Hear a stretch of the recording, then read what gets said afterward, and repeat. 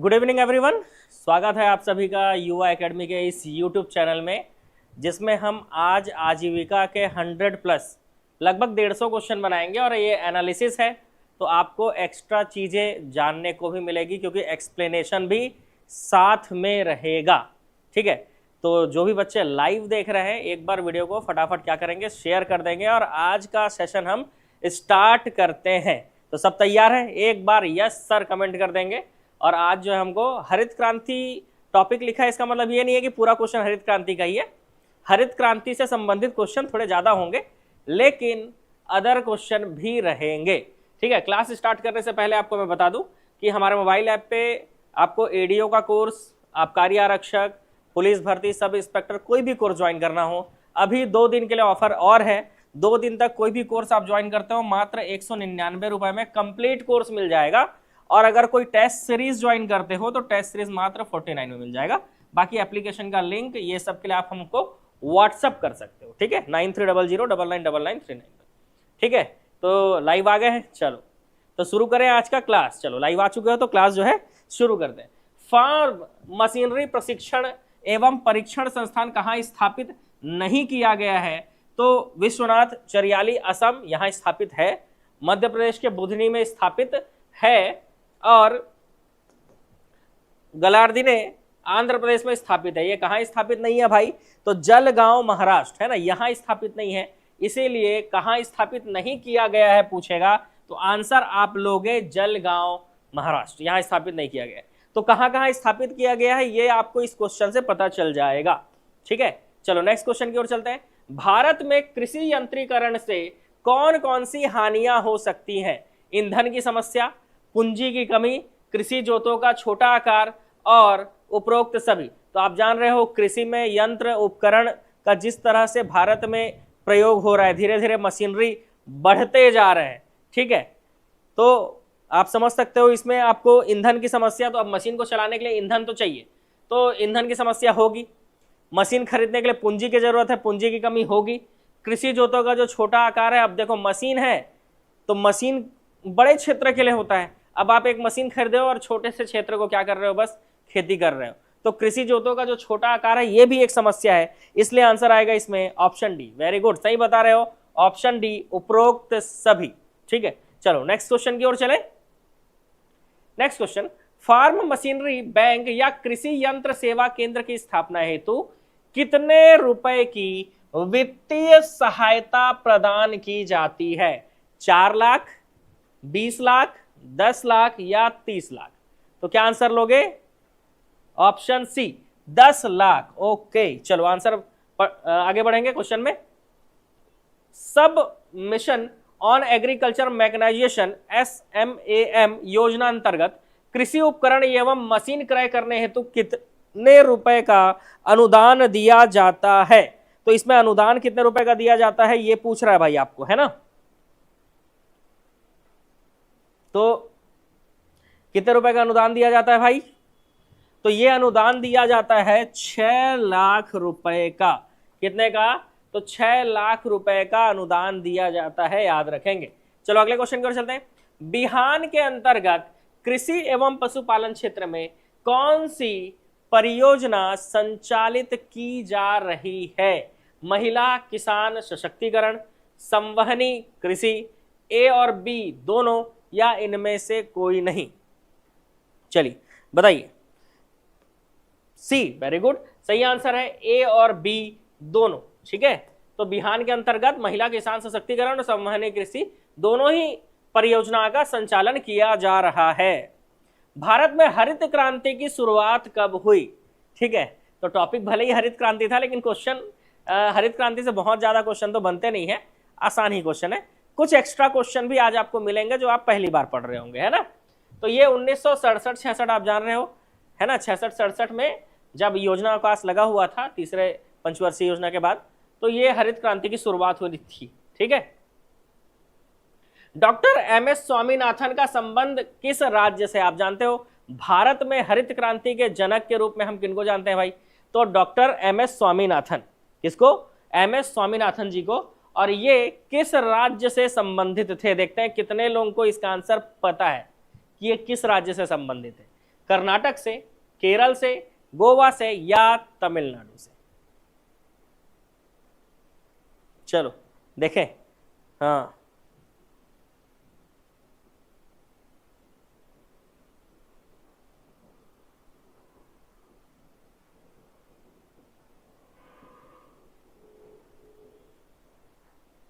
Tamil Nadu, very good. सही answer है आपका तमिलनाडु। ठीक है, सही आंसर है क्या? तमिलनाडु। ठीक है, सही आंसर है आपका तमिलनाडु। ठीक है, हाँ चलो भाई, तो आगे बढ़े। भारत में हरित क्रांति के लिए कौन से कृषि वैज्ञानिक थे जिनकी अध्यक्षता में वर्ष 2004 में राष्ट्रीय किसान आयोग का गठन किया गया? बताओ, हरित क्रांति के अग्रणी कृषि वैज्ञानिक जिनकी अध्यक्षता में 2004 में राष्ट्रीय किसान आयोग का गठन किया गया था। कौन से कृषि वैज्ञानिक? ऑप्शन डी, तो ये होगा आंसर MS स्वामीनाथन। आंसर लोगे आप ऑप्शन डी। ठीक है, निम्नलिखित में से किस बैंक का संचालन ग्राम संगठन के आजीविका उप समिति द्वारा किया जाता है? तो निम्नलिखित में से किस बैंक का संचालन जो है वो ग्राम संगठन के आजीविका उप समिति द्वारा किया जाता है? टूल बैंक, सहकारी बैंक, क्षेत्रीय बैंक या उपरोक्त सभी? बताइए क्या आंसर होगा इसमें।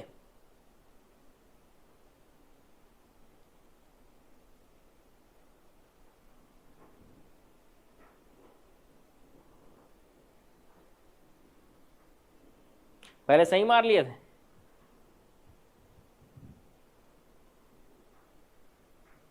बी सहकारी बैंक, और ए टूल बैंक, और अब सी बोलने वाले बच गए बस, क्षेत्रीय बैंक।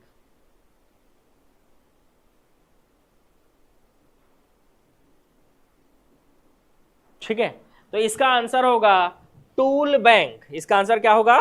Tool bank. किसान क्रेडिट कार्ड योजना का क्या उद्देश्य है? फसलोपरांत व्यय आवश्यकताओं की पूर्ति, किसानों के उपयोग आवश्यकताओं की पूर्ति, लघु अवधि कृषि आगतों हेतु साख आवश्यकताओं की पूर्ति। तो ये सब आवश्यकताओं की पूर्ति करता है कौन? किसान क्रेडिट कार्ड। तो आंसर होगा आपका ऑप्शन डी, उपरोक्त सभी आएगा। ठीक है, चलो इसका PDF जो है आपको मिलेगा। हमारा जो ये आजीविका एडीओ के सिलेबस में आप जान रहे हो, तो एडीओ का जो 20,000 प्लस ऑब्जेक्टिव वाला हमारा कोर्स है ना, 20,000 प्लस ऑब्जेक्टिव वाला कोर्स, इस कोर्स में ही इसका PDF मिलेगा और ये क्लास भी उसी में मिलेगी, है ना। ये क्लास भी उसी में मिल जाएगा आपको रिकॉर्डेड। ये क्लास रिकॉर्डेड आपको यहीं मिलेगा और PDF भी यहीं मिल जाएगा। चलो, आप जानते हो गेहूं उत्पादन सबसे ज्यादा उत्तर प्रदेश करता है, कहवा का सबसे ज्यादा उत्पादन कर्नाटक करता है, तंबाकू का सबसे ज्यादा उत्पादन आंध्र प्रदेश करता है। तो बचा क्या? तो यहां पर बच गया आपका हल्दी का उत्पादन ज्यादातर कौन करता है? उड़ीसा, है ना। तो ये तीन मिला लिए तो चौथा अपने आप यहां पर क्या हो जा रहा है? मैच हो जा रहा है। चलो आगे बढ़ेंगे। प्रधानमंत्री किसान मान धन योजना के अंतर्गत कौन सा कथन गलत है? देखो यहां पर गलत कथन चुनना है। यह लघु एवं सीमांत किसानों की सामाजिक सुरक्षा के लिए एक सरकारी योजना है। तो हाँ भाई, ये बिल्कुल एक सरकारी योजना है, तो सही होगा। यह पंचायत एवं ग्रामीण विकास मंत्रालय के अंतर्गत आता है। गलत, ये पंचायत और ग्रामीण विकास मंत्रालय के अंतर्गत नहीं आता है, ये कृषि एवं किसान कल्याण मंत्रालय के अंतर्गत आता है। याद रखेंगे, ये जो है कृषि एवं किसान कल्याण मंत्रालय के अंतर्गत आता है। कृषि एवं किसान कल्याण मंत्रालय के अंतर्गत आता है। नेक्स्ट, इसका उद्देश्य लघु सीमांत किसानों को 60 वर्ष की आयु होने पर न्यूनतम 5,000 प्रति माह पेंशन उपलब्ध कराना है। गलत, इसका उद्देश्य इन सभी होने पर 5,000 के जगह पर 3,000 रुपए प्रति माह उपलब्ध कराना इसका उद्देश्य है। इस योजना की शुरुआत 12 सितंबर 2019 को हुई थी। तो हाँ, ये सही पॉइंट है। तो ये चारों पॉइंट किसान मानधन योजना के लिए है, ठीक है, जिसमें मैंने बता दिया ये दोनों पॉइंट गलत क्यों है। ये गलत इसलिए है क्योंकि ये कृषि एवं किसान कल्याण मंत्रालय के अंतर्गत आता है और इसका उद्देश्य 60 वर्ष की आयु होने पर न्यूनतम 3,000 प्रति माह पेंशन उपलब्ध कराना है। तो यहाँ पर 5,000 लिखा है तो गलत हो गया। तो दूसरा और तीसरा पॉइंट गलत है। और कथन कौन सा ढूंढना है हमको, कौन सा गलत है? तो गलत हुआ दूसरा और तीसरा। तो ऐसा कौन सा ऑप्शन है? तो ऐसा ऑप्शन है बी, जिसमें आंसर आपको दिया है दूसरा और तीसरा जो है वो क्या है भाई? गलत है। ठीक है, चलो आगे बढ़े। नेक्स्ट बताइए, छत्तीसगढ़ का कौन सा जिला पूर्ण जैविक जिला के अंतर्गत नहीं आता? तो दंतेवाड़ा आता है, बीजापुर आता है, सुकमा आता है, कोरबा नहीं आता है। ठीक है, कोरबा जो है वो नहीं आता है। नेक्स्ट अगला राइस के बारे में है। देखो, बांसा झाल, मैकाल, आगर, रुद्र, बहुत आसान है टिक करना। देखो, मैकाल नेचर्स मतलब आप जान रहे हो मैकाल श्रेणी, तो कबूरधाम ले लेंगे आप। उसके बाद आगर है, आगर नदी के तट पर है, मुंगेली जिला, तो आप मुंगेली ले लोगे। रुद्री डैम कहाँ है भाई? धमतरी में, तो आप धमतरी ले लोगे। तो बचा क्या? बांसा झाल। बांसा झाल के लिए आप क्या ले लोगे? सरगुजा। क्लियर? बांसा झाल के लिए आप क्या ले लोगे? सरगुजा ले लोगे आंसर। ठीक है, बांसा झाल के लिए आप आंसर क्या लोगे भाई? सरगुजा।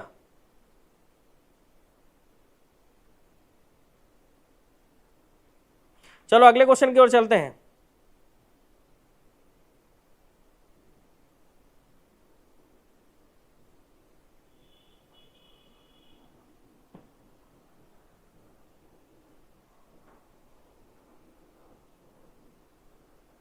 क्लियर? चलो अगले क्वेश्चन की ओर चले।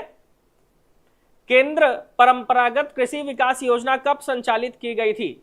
तो केंद्र परंपरागत कृषि विकास योजना जो है ये 2016 में संचालित की गई थी। 2016 से किस अधिनियम के तहत हरित क्रांति को पंजीकृत किया गया?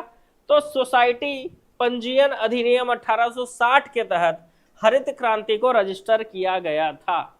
ठीक है, राज्य पोषित जैविक खेती मिशन की शुरुआत कब हुई थी? तो राज्य पोषित जैविक खेती मिशन की शुरुआत जब मोदी जी प्रधानमंत्री बनकर आए थे तब हुई थी, 2014 में। प्रधानमंत्री मत्स्य संपदा योजना छत्तीसगढ़ में किस वर्ष लागू हुआ? तो जो मत्स्य संपदा योजना है ये लागू हुआ था 2020-21 में। ठीक है, तो अगर पूछेगा कि प्रधानमंत्री मत्स्य संपदा योजना ये छत्तीसगढ़ में कब लागू हुआ? तो ये 2020-21 में लागू हुआ था। कब लागू हुआ था? 2020-21। ठीक है, प्रधानमंत्री मत्स्य संपदा योजना के अंतर्गत केंद्र एवं राज्य का लागत वहन कितना है? तो केंद्र का 60% है और राज्य का 40% है। ठीक है, तो केंद्र और राज्य में जो लागत है वो कितना वहन करता है भाई? तो मत्स्य संपदा योजना के तहत जो भी पैसा दिया जाता है उसका 60% केंद्र सरकार देती है और 40% आपका राज्य सरकार देती है। ठीक है, 40% आपका राज्य सरकार देती है। ठीक है, और 15 अप्रैल से जो है ना, रुको मंडे कब पड़ रहा है देखते हैं, एक मिनट। आज से छत्तीसगढ़ का इतिहास पढ़ाना चालू कर दिया हूं मैं। ठीक है,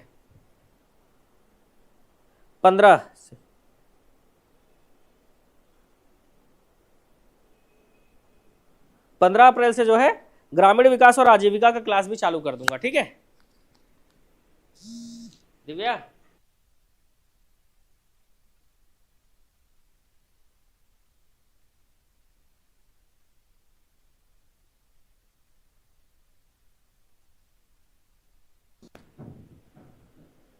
चलो भाई, तो ये क्वेश्चन समझ में आ गया। चलो आगे बढ़ेंगे, अगले क्वेश्चन की ओर चलते हैं। डॉक्टर एमएस स्वामीनाथन को निम्नलिखित में से कौन सा पुरस्कार मिला है? चलो, डॉक्टर एमएस स्वामीनाथन को इसमें से कौन सा पुरस्कार मिला है? तो उनको पद्मश्री मिला है, मिला है। पद्म भूषण मिला है, मिला है भाई। पद्म विभूषण भी मिला है और भारत रत्न भी मिला है। तो ये चारों पुरस्कार मिला है। ठीक है, ये चारों पुरस्कार क्या हुआ है भाई? मिला है। चलो आगे बढ़े अगले क्वेश्चन की ओर। सतत कृषि के लिए राष्ट्रीय मिशन किस मंत्रालय के अंतर्गत आता है? तो जो सतत कृषि होती है ना, सतत जो कृषि होती है, इसके लिए राष्ट्रीय मिशन की अगर हम बात करें तो राष्ट्रीय मिशन के जो है ये आता है कृषि एवं किसान कल्याण मंत्रालय। ये किसके अंतर्गत आता है भाई? तो ये आता है कृषि एवं किसान कल्याण मंत्रालय। ठीक है, और हमारा ध्येय वाक्य क्या है भाई? हमने है ठाना इस बार एडीओ पार लगाना, और बहुत मेहनत से इस बार एडीओ पार होगा, आप लोग समझ सकते हो, है ना। तो छोटी सी भी गलती नहीं करनी है और हमको भरपूर मेहनत करना है, भरपूर, बिल्कुल जी जान लगा देना है, ठीक है। चल, सतत कृषि के लिए राष्ट्रीय मिशन के संदर्भ में कौन सा कथन गलत है? तो कौन सा कथन गलत है भाई? इस योजना की शुरुआत 12वीं पंचवर्षीय योजना से हुई थी, तो हाँ ये सही है। इस योजना के अंतर्गत एक राष्ट्रीय सलाहकार समिति का गठन किया गया है, बिल्कुल सही। यह पंचायत एवं ग्रामीण विकास मंत्रालय के अंतर्गत आता है, ये पॉइंट गलत है भाई, ठीक है। तो ये सतत कृषि के लिए राष्ट्रीय मिशन जो है ये किस मंत्रालय के तहत आता है? तो अभी आप इसके पहले वाले क्वेश्चन में पढ़े हो कि ये जो है सतत कृषि के लिए, है ना, राष्ट्रीय मिशन जो है ये कृषि एवं किसान कल्याण मंत्रालय के अंतर्गत आता है, तो ये पॉइंट गलत हो गया। विशिष्ट उन्नत कृषि पद्धतियों को बढ़ावा देना इसका उद्देश्य है, तो ये पॉइंट सही है। तो सतत कृषि के लिए ए बी डी वाला पॉइंट सही है, सी गलत था, इसीलिए यही इसका आंसर होगा। बायोपेस्टिसाइड गुण नियंत्रण प्रयोगशाला छत्तीसगढ़ के किस जिले में स्थित है? रायगढ़ में, रायपुर में, बिलासपुर में, या फिर आपका इनमें से कोई नहीं?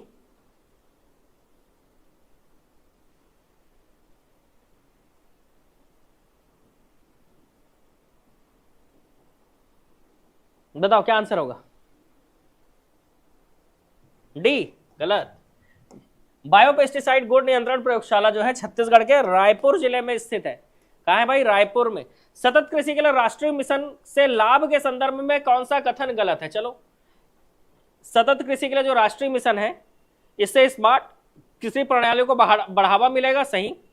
कृषि क्षेत्र में जलवायु अनुकूलन, सही। संसाधनों का उचित प्रयोग एवं संरक्षण, सही।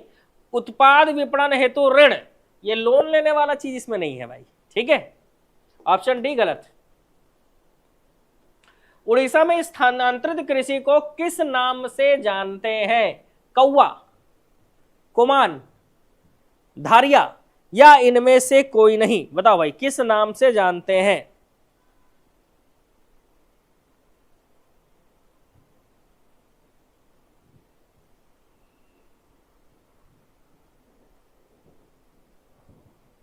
क्या बता रहे हो?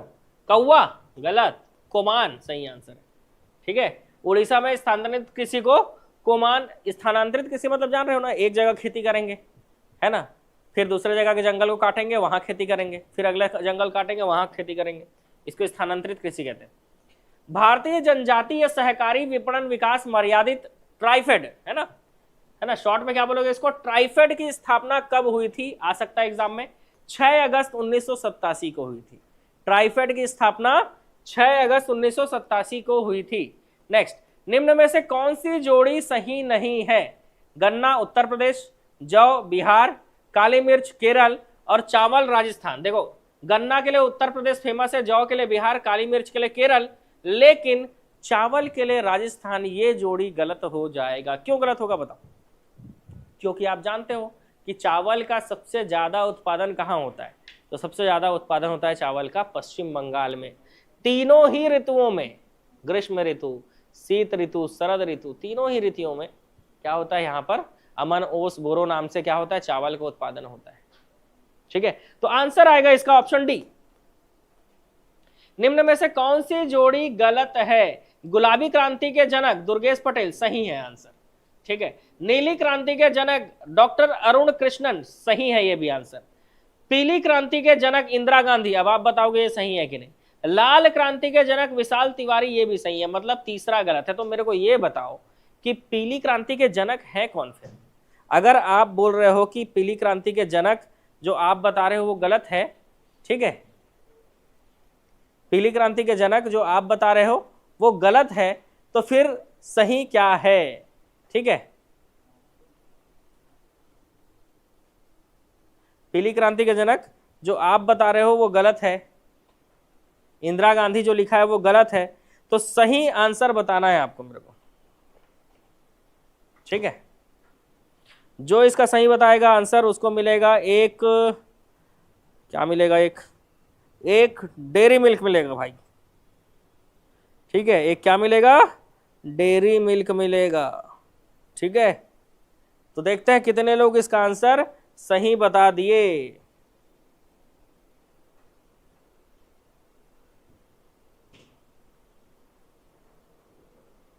सेम, अरे इतने एक जन को मिलेगा ना, अब इतने सारे लोग सही आंसर बता रहे हो।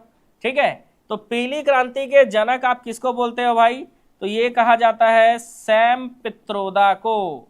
इतने सारे लोग सही आंसर बता दिए, मतलब तैयारी जो है जोरदार चल रहा है। ठीक है, इस बार हमको पोस्ट लेके रहना है भाई। ठीक है, इस बार हमको पोस्ट लेके रहना है। ठीक, चलो।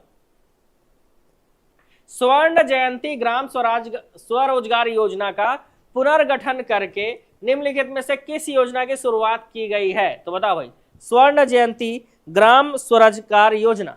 ठीक है, मैं फर्स्ट बताई सर। अच्छा, सबको नहीं मिलेगा, एक जन को डेयरी मिल्क मिलेगा भाई। ठीक है, सबको नहीं मिलेगा, और सबको मिलेगा छोटा छोटा।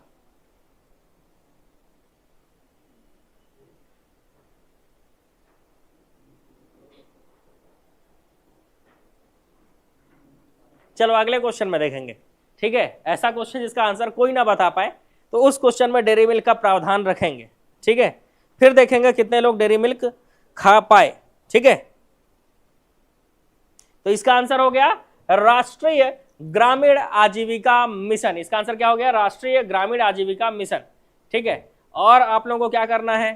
ठीक है, आप जान रहे हो कि हमारा जो यूट्यूब चैनल है वो नंबर 1 चैनल हो चुका है आपके छत्तीसगढ़ का, और बहुत ही जल्दी हम लोग क्या करने वाले हैं, 3 लाख सब्सक्राइबर कंप्लीट करने वाले हैं।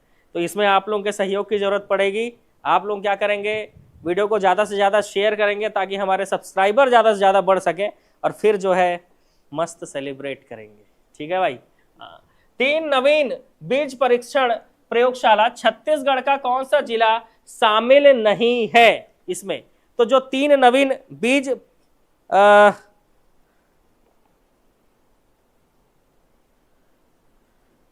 परीक्षण प्रयोगशाला स्थापित किए गए हैं, उसमें बिलासपुर में शामिल किया गया है, जगदलपुर को स्थापित किया गया है, अंबिकापुर में स्थापित किया गया है, रायगढ़ उसमें शामिल नहीं है।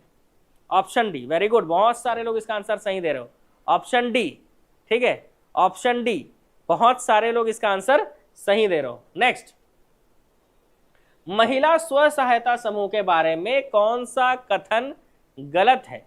तो जो महिला स्व सहायता समूह है इसके बारे में कौन सा कथन गलत है?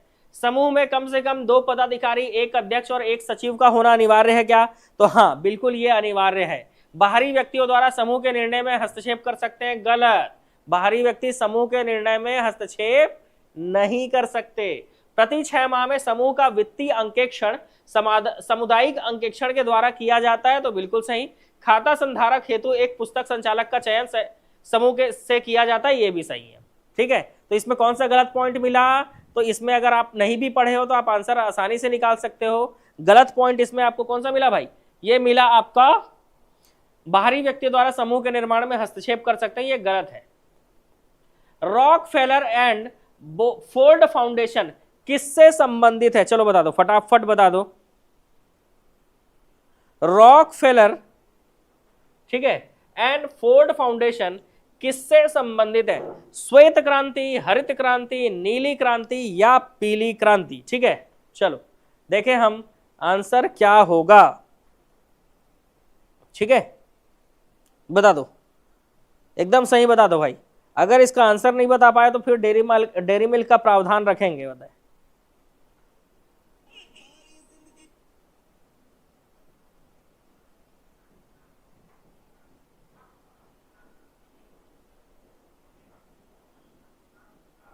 चलो देखें कितने लोग आंसर। ऑप्शन बी, अरे बाप रे, इतने सारे लोगों को तो डेयरी मिल्क नहीं मिल पाएगा।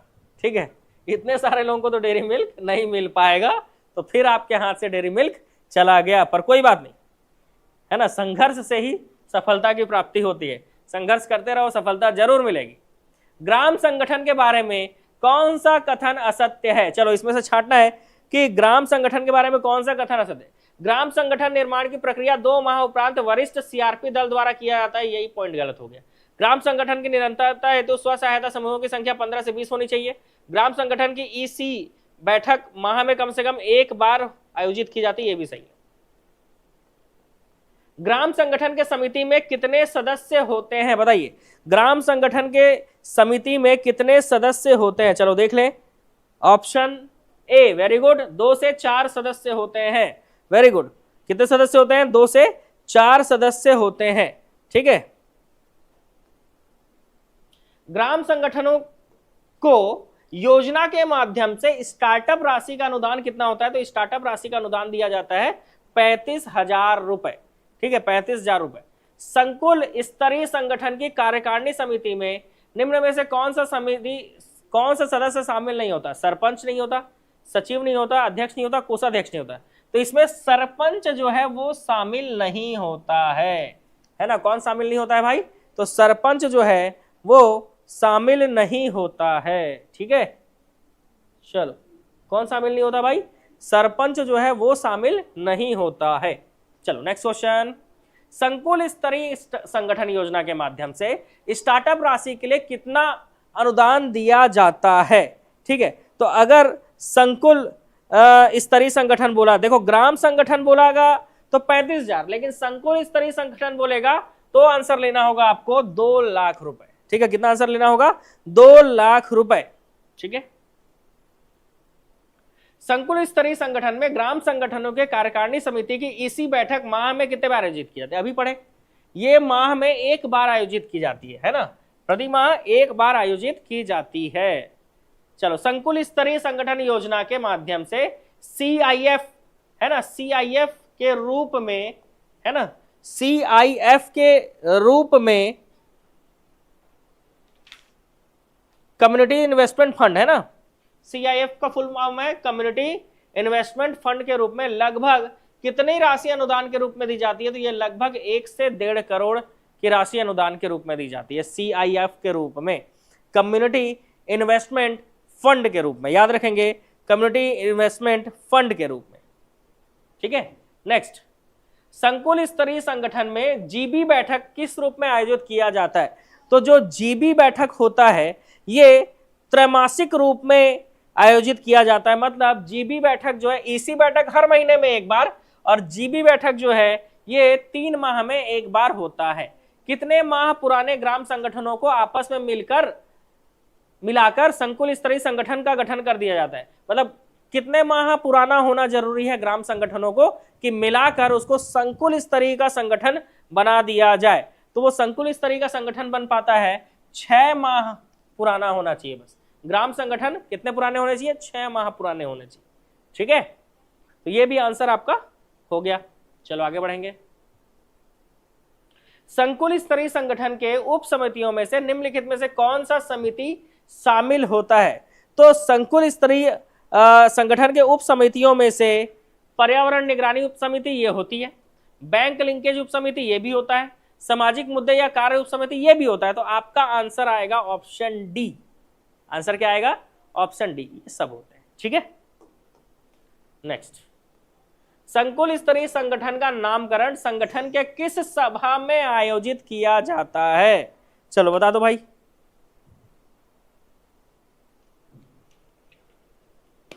आजीविका और ग्रामीण विकास का पहला टेस्ट जो है वो मैंने अपलोड करवा दिया है टेस्ट सीरीज में। दूसरा टेस्ट कल अपलोड हो जाएगा, आजीविका का दूसरा टेस्ट हो जाएगा कल अपलोड, ठीक है। इस बार टेस्ट सीरीज में भी आप लोगों के लिए बहुत अच्छा मेहनत करना पड़ेगा। उसका कारण ये है कि इस बार कोई चूक नहीं होनी चाहिए। हाँ, तो बताइए,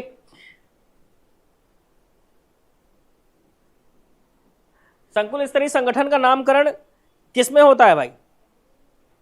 ऑप्शन ए गलत, सामान्य सभा में होता है। ऑप्शन बी, ठीक है, सामान्य सभा, ठीक है,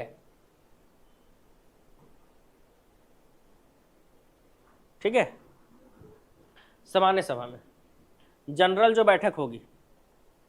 जिला स्तरीय संगठन में कितने विकास खंड का निर्माण किया जाता है? तो जिला स्तरीय संगठन में 4 विकास खंड का निर्माण किया जाता है। 20वीं शताब्दी में नई कृषि रणनीति को अपनाने के लिए भारत में हरित क्रांति की शुरुआत कौन से दशक में की गई थी? तो आप जानते हो हरित क्रांति 1967 में शुरू हुआ था, मतलब कौन सा दशक आएगा? 1970 का दशक।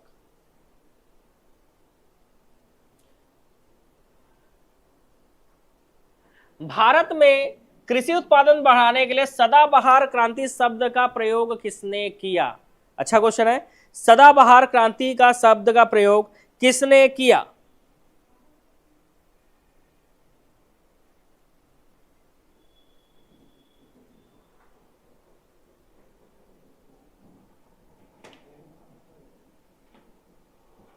चलो, तो ये किया था एमएस स्वामीनाथन ने। ठीक है, एमएस स्वामीनाथन ने। ठीक है,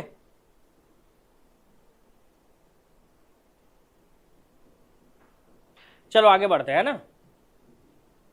निम्नलिखित में से कौन सा युग्म सम्मिलित नहीं है? स्वर्ण रेशा क्रांति ये जूट उत्पादन के लिए होता है, सेफ्रॉन क्रांति केसर उत्पादन के लिए होता है, परामनी क्रांति भिंडी उत्पादन के लिए होता है, हरा सोना क्रांति बागवानी के लिए नहीं होता। किसके लिए होता है? तो हरा सोना क्रांति जो है ये है बांस उत्पादन के लिए। याद रखना किसके लिए भाई? बांस उत्पादन के लिए होता है। ठीक है, किसके लिए होता है? बांस उत्पादन के लिए होता है। स्क्रीन हिल रहा है हल्का फुल्का, ये कैसे हिल रहा है भाई स्क्रीन? नहीं, हल्का हल्का हिल रहा है स्क्रीन। हाँ रुको, ठीक करते हैं। कौन सा कबड्डी खेलना है, थोड़ा एडजस्ट कर लो है आज वो ठीक हो जाएगा। ठीक है, चलो कबड्डी तो खेलना नहीं है, हमको पढ़ना है, तो थोड़ा एडजस्ट मार लो भाई। ठीक है, चलो। हाँ तो कहाँ थे हम लोग? यहाँ थे। हरा सोना क्रांति जो है इसको बांस उत्पादन से संबंधित रखना भाई।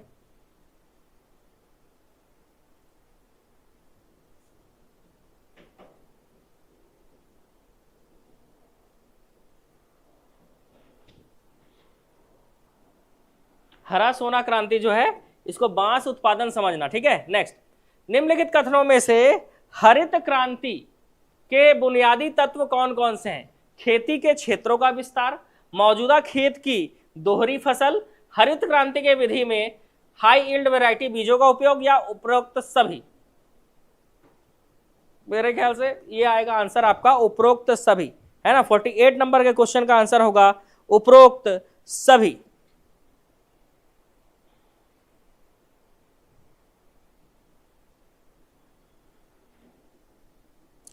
चलो आगे बढ़े। नेक्स्ट, निम्नलिखित में से कौन सा हरित क्रांति को संदर्भित करता है? तो हरित क्रांति को संदर्भित करता है हरी खाद का उपयोग, नहीं। फसलों का उच्च उत्पादन, ये कर सकता है। हरित वनस्पति, नहीं। उच्च पैदावार विविधता कार्यक्रम, ये दोनों में ज्यादा सही कौन सा लग रहा है? ये लग रहा है उच्च पैदावार विविधता कार्यक्रम, है ना। हाई यील्ड वैरायटी प्रोग्राम, तो इसलिए HYVP जो है ऑप्शन सी के साथ मैच कर रहा है, तो आंसर लोगे सी। हरित क्रांति की शुरुआत किस पंचवर्षीय योजना के दौरान हुई? तो देखो भाई, अब पहली दूसरी तीसरी चौथी किसी पंचवर्षीय योजना में तो हुई नहीं थी। क्यों? क्योंकि तीसरी पंचवर्षीय योजना के बाद हरित क्रांति जब चालू हुआ तो उस समय योजना अवकाश लगा हुआ था। ठीक है, तो भी एग्जाम में मान लो क्वेश्चन आ गया तो क्या करेंगे? तो आप तीसरी पंचवर्षीय योजना आंसर लेना। ठीक है, अगर एग्जाम में फिर भी क्वेश्चन आ गया तो आप आंसर लेना तीसरी पंचवर्षीय योजना, है ना। मैं आपको बता रहा हूं बस आंसर लेना क्या रहेगा आपको। ठीक है, क्यों क्या वो आप सोचना आराम से इसके बारे में। ठीक, निम्नलिखित में से कौन भारत में लाल क्रांति के जनक हैं? तो थोड़ी देर पहले ही हमने पढ़ा था कि लाल क्रांति के जनक कौन है। ठीक है, बताओ लाल क्रांति के जनक कौन है? लाल क्रांति का मतलब क्या होता है भाई? तो लाल क्रांति का मतलब होता है टमाटर, प्याज और अन्य सब्जियों का उत्पादन बढ़ाना। ठीक है, टमाटर, प्याज और अन्य सब्जियों का उत्पादन बढ़ाना, ये होता है लाल क्रांति, और इसके जनक हैं विशाल तिवारी। ठीक है, आंसर क्या होगा? Option C. वेरी गुड, सही आंसर बता रहे हो आप लोग। आगे बढ़ते हैं ना। नेक्स्ट, राष्ट्रीय कृषि नीति की घोषणा कब की गई थी? तो राष्ट्रीय कृषि नीति की जो घोषणा है ये आपका किया गया था 28 जुलाई 2000। डेट याद रखना, नोट करके रखना। राष्ट्रीय कृषि नीति 28 जुलाई सन 2000। ठीक है, 28 जुलाई सन 2000। ठीक है, नेक्स्ट क्वेश्चन, भारत में किस प्रकार के रासायनिक उर्वरक की खपत सर्वाधिक है? फास्फोरस, पोटेशिक, नाइट्रोजनी या तीनों की बराबर? तो आप जान रहे हो भारत में नाइट्रोजनी उर्वरक जो होते हैं इसकी खपत ज्यादा है। भारत में कैसे उर्वरक की खपत ज्यादा है भाई? तो नाइट्रोजनी खपत उर्वरक की खपत ज्यादा है। नेक्स्ट, निम्नलिखित में से कौन सा क्षेत्र श्वेत क्रांति का उद्देश्य नहीं है? दुग्ध उत्पादों की विस्तृत किस्मों का उत्पादन और उनके विपणन का प्रबंधन करना, ये सही है। मवेशियों के लिए भोजन उपलब्ध कराना, सही। उद्योग एवं सहकारिता में वृद्धि करना, ये गलत है, ये श्वेत क्रांति का उद्देश्य नहीं है। शीतलक संयंत्रों में दूध का परिवहन भंडारण करना, ये सही है भाई। ठीक है, ये सब में से ऑप्शन सी जो है ये गलत पॉइंट है। ठीक है,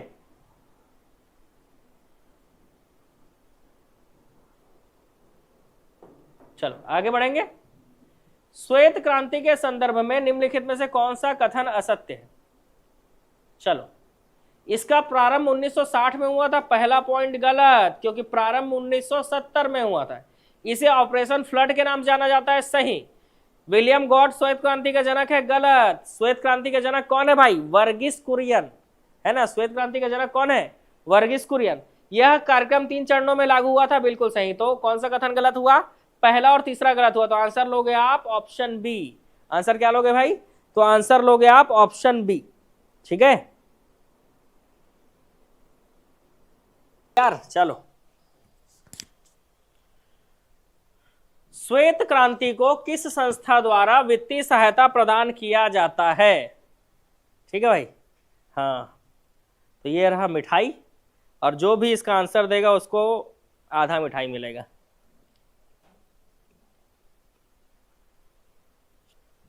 सही आंसर है विश्व बैंक। मिठाई खाने के लिए कोई खुशी का मौका होना जरूरी नहीं है भाई। ठीक है, समझ गए। स्टूडेंट लोग, ऑनलाइन वाले स्टूडेंट लोग जो मिलने आते हैं, वो लोग मिठाई का डब्बा लेके आते हैं मेरे लिए। ठीक है, तो मिलने का खुशी रहता है कि हाँ सर से मिलने जा रहे हैं करके, तो क्या लेके चले? तो मिठाई का डब्बा लेके चलते हैं। राष्ट्रीय दुग्ध दिवस कब मनाया जाता है? बताओ भाई, राष्ट्रीय दुग्ध दिवस कब मनाया जाता है? 26 नवंबर।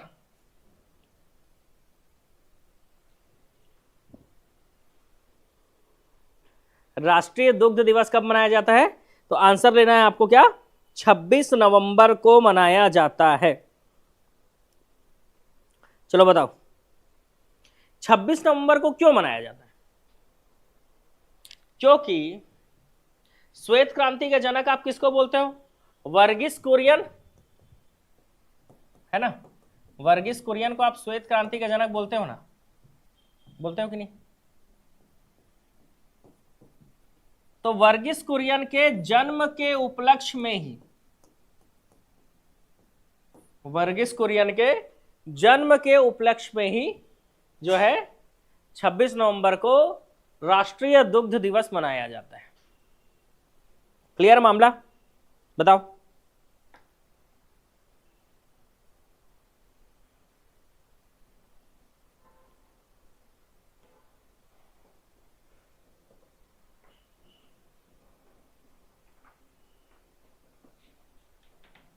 याद रहेगा तो आगे बढ़ लेते हैं।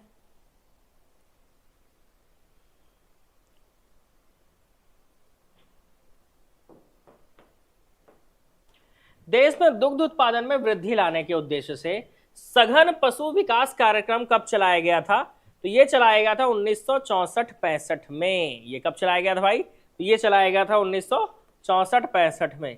किस क्रांति को विश्व का सबसे बड़ा सहकारी आंदोलन माना गया? हरित क्रांति, नीली क्रांति, श्वेत क्रांति या पीली क्रांति? तो इसमें से कौन सी क्रांति है जिसको विश्व का सबसे बड़ा सहकारी आंदोलन माना गया भाई? विश्व का सबसे बड़ा सहकारी आंदोलन माना गया, बता दो भाई।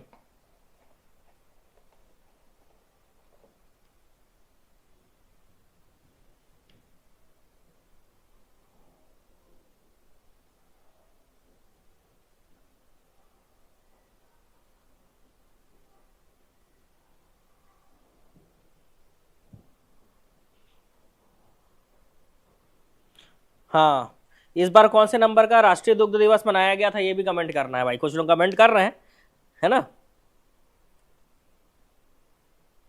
ए गलत, श्वेत क्रांति। देखो जैसे हरित क्रांति, द्वितीय हरित क्रांति आप पढ़े होगे। पहली हरित क्रांति एम.एस. स्वामीनाथन, द्वितीय हरित क्रांति में आप अब्दुल कलाम आजाद का नाम पढ़ते हो, है ना, द्वितीय हरित क्रांति के लिए, ठीक है।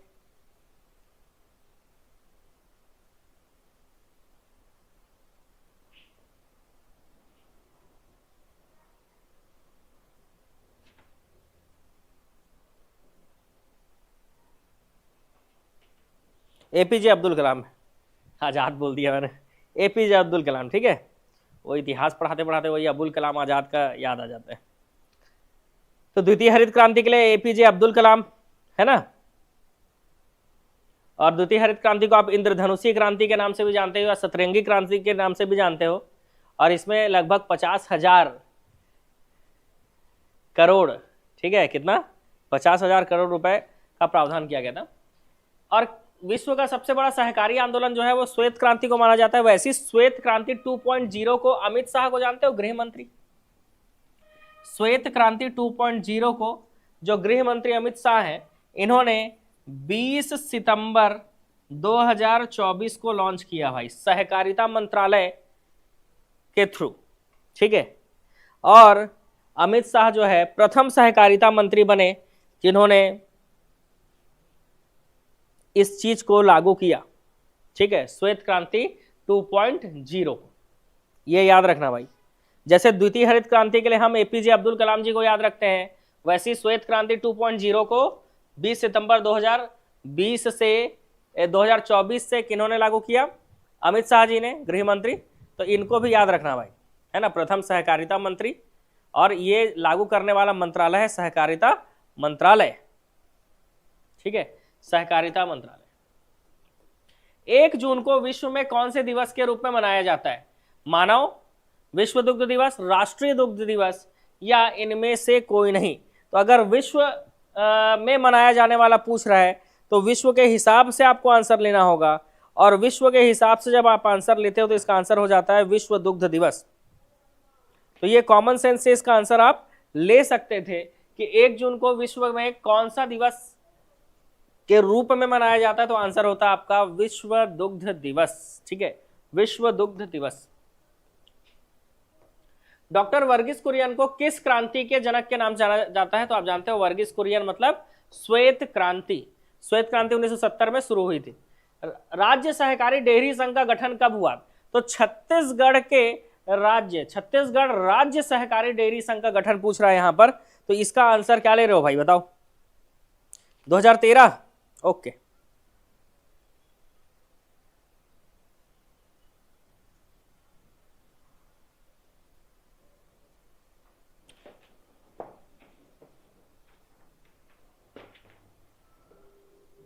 Answer C, very good. नहीं, आंसर डी होगा, 2013।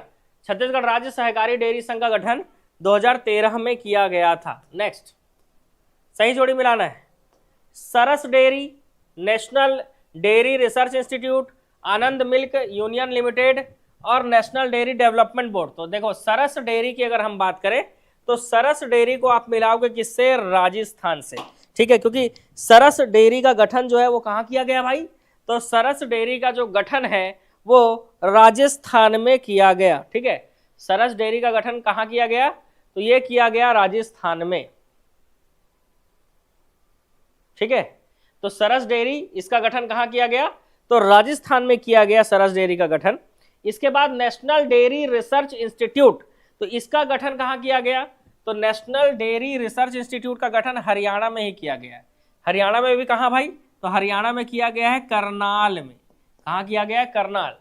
तो national dairy research institute Karnal Haryana, याद रखेंगे।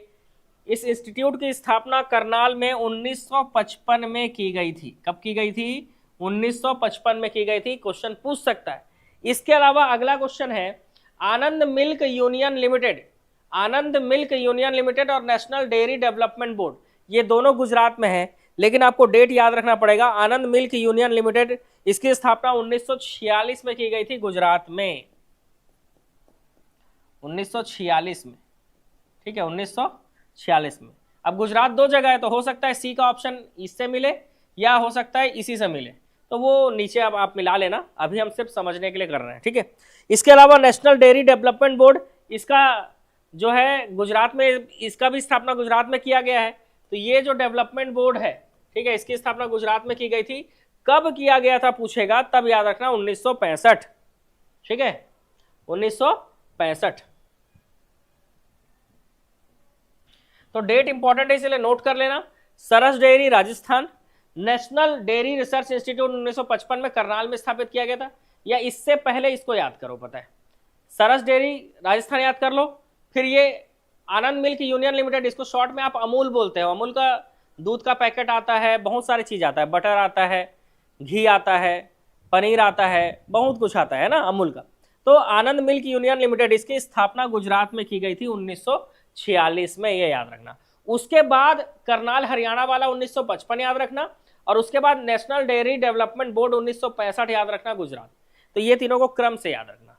पहले कौन सा याद रखोगे, अमूल को याद रखोगे, अमूल 1946। उसके बाद करनाल हरियाणा वाला नेशनल डेयरी रिसर्च इंस्टीट्यूट, ठीक है, 55, और 65 में national dairy development board Gujarat में, ये याद रखना। और सरस डेयरी का स्थापना राजस्थान में किया गया, ये याद रखना। ग्रामीण क्षेत्रों में कृषि के अलावा दूसरा उद्योग कौन सा है जिस पर सबसे ज्यादा लोग निर्भर है? तो कृषि के अलावा ग्रामीण क्षेत्रों में दुग्ध उत्पादन एक ऐसा उद्योग है जिस पर सबसे ज्यादा लोग क्या है, निर्भर है। तो कृषि के बाद दुग्ध उत्पादन आता है, याद रखना, ठीक है, मत्स्य नहीं, दुग्ध उत्पादन। श्वेत क्रांति के किस चरण में सहकारी समितियों को आत्मनिर्भर बनने का प्रयास किया गया? तो आप जानते हो श्वेत क्रांति के 3 चरण हुए। कितने चरण हुए भाई? 3 चरण हुए श्वेत क्रांति को लेकर। पहला चरण है ना, पहला चरण 1970 से 80 तक चला। सेकेंड वाला चरण जो है वो 1981 से 1985 तक चला। थर्ड वाला जो चरण है वो 1985 से 96 तक चला। डेट याद कर लेना, अगर नोट करके नहीं रखोगे तो नोट कर लेना, ठीक है। तो श्वेत क्रांति की अगर बात करें तो इसके 3 चरण आपको पढ़ने होते हैं। पहला 1970 से 80, दूसरा 81 से 85, और तीसरा आएगा 85 से 96। तीसरा क्या आएगा? 85 से 96, ठीक है। चलो, अब सहकारी समितियों को आत्मनिर्भर बनाने का प्रयास जो है वो किया गया था तीसरे चरण में, ठीक है। तीसरे चरण को याद रखना, तीनों का बता देता हूं मेन पॉइंट। सहकारी समितियां याद रखना, जो सहकारी समिति है इसको आत्मनिर्भर बनाने का प्रयास तीसरे चरण में किया गया था। पहले चरण में क्या किया गया था? तो 4 महानगरों में ताजा दुग्ध व्यापार बैठाने का प्रयास किया गया था, ठीक है। दिल्ली, मुंबई, कोलकाता और चेन्नई। दिल्ली, मुंबई, कोलकाता और चेन्नई, इन चारों में ताजा, 4 महानगरों में ताजा दुग्ध व्यापार बैठाने का प्रयास किया गया था पहले चरण में। और दूसरे चरण में समन्वित डेयरी विकास कार्यक्रम, समन्वित डेयरी विकास कार्यक्रम, ये दूसरे चरण में हुआ, इस पर फोकस किया गया। तो श्वेत क्रांति के टोटल आपको 3 चरण पढ़ने हैं। पहले चरण में 4 महानगरों में ताजा दुग्ध व्यापार का बैठाने का प्रयास किया गया। दूसरा चरण 81 से 85 तक चला, इसमें समन्वित डेयरी विकास कार्यक्रम, सभी प्रकार के डेयरी उत्पाद। फिर तीसरे चरण में 85 से 96 तक जो चला, इसमें सहकारी समितियों को आत्मनिर्भर बनाने का प्रयास किया गया। तो ये तीनों चरण आपको याद रखने हैं, 70 से 80, 81 से 85 और 85 से 96, ठीक है।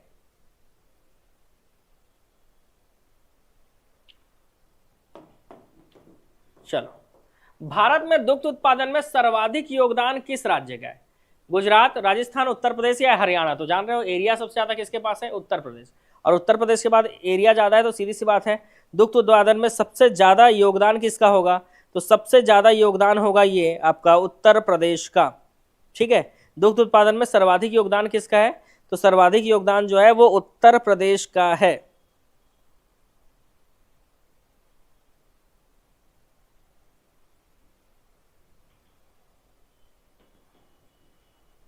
ठीक है, चलो आगे बढ़े।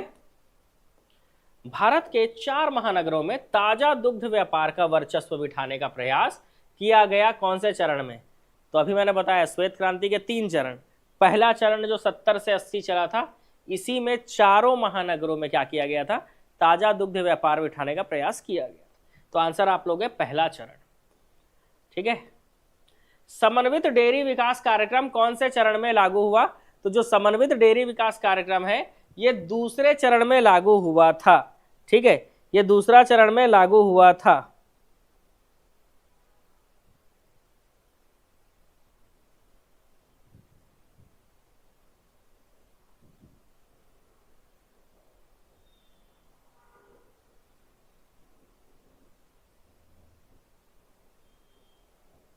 कौन से चरण में लागू हुआ था?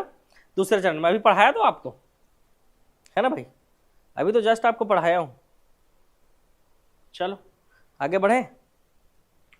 राष्ट्रीय खाद्य सुरक्षा मिशन के अंतर्गत कौन सा अंग इसमें का शामिल है? तो वो दाल वाला शामिल है। ठीक है, राष्ट्रीय खाद्य सुरक्षा मिशन के अंतर्गत दाल मिशन शामिल है, याद रखना, दाल मिशन शामिल। और कौन कौन से आगे देखना, गेहूं चावल है। मूंगफली की फसल में कौन सा रोग होता है? स्मट रोग, रस्ट, उकठा या टिक्का? तो मूंगफली का जो फसल होता है इसमें टिक्का रोग होता है। ये टिक्का रोग कैसा होता है भाई? तो ये टिक्का रोग होता है ऐसे भूरे रंग का, काले रंग का क्या, धब्बा। और ये टिक्का रोग फंगस के कारण होता है, याद रखना। पूछ लेगा किसके कारण होता है, तो याद रखना फंगस के कारण होता है। ठीक है, किस कारण होता है? फंगस के कारण। चलो अगला क्वेश्चन, हरित क्रांति के विकास के 3 चरणों का सही क्रम बताइए। तो 70 से, ये 85 से चालू नहीं हुआ था, 70 से 80, 81 से 85, 85 से 96, ये तो श्वेत क्रांति का था ना भाई। ये किसका था? श्वेत क्रांति का। और 67 में चालू हुआ था हरित क्रांति। तो आंसर क्या लोगे आप? ऑप्शन बी, क्योंकि पूछा है हरित क्रांति। तो 67 से 80 पहला चरण, 81 से 95 दूसरा चरण, 95 से अब तक तीसरा चरण। ठीक है, तो ये हरित क्रांति के 3 चरण है। ठीक है, क्योंकि हरित क्रांति 67 में चालू हुआ था और 70 में चालू हुआ था श्वेत क्रांति। तो 70 से 80, 81 से 85, 85 से 96, ये अभी भी पढ़ाया हूं। इसमें आप देखे थे 70 से 80 में चारों महानगरों में ताजा दुग्ध व्यापार, 81 से 85 में समन्वित डेयरी विकास कार्यक्रम, 85 से 96 में श्वेत जो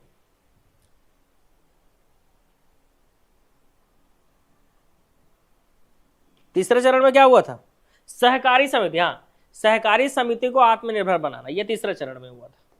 ठीक है, इसका आंसर ऑप्शन बी होगा, है ना। हरित क्रांति के जो 3 चरण थे वो थे 67 से 80, 81 से 95, 95 से अब तक। राष्ट्रीय किसान नीति किस मंत्रालय के अंतर्गत आता है? तो किसानों के लिए ये नीति है, इसीलिए ये किस मंत्रालय के अंतर्गत आएगा भाई? कृषि एवं ग्रामीण विकास मंत्रालय के अंतर्गत आएगा। राष्ट्रीय सहकारी विकास निगम का गठन कब किया गया? तो राष्ट्रीय सहकारी विकास निगम का गठन 1963 में किया गया था। ठीक है, कब किया गया था भाई? तो ये किया गया था 1963 में, इसलिए आंसर हो जाएगा 1963। ठीक है, इसलिए आंसर क्या हो जाएगा? 1963। ठीक है, नेक्स्ट, विश्व स्तर पर लर्मा रोजो 64A किस फसल की प्रजाति है? तो विश्व स्तर पर लर्मा रोजो 64A जो है ये गेहूं के फसल की प्रजाति है। अब ये तो याद करना पड़ेगा ना भाई, बिना याद किए कैसे होगा? ठीक है, ये आपको याद करना पड़ेगा।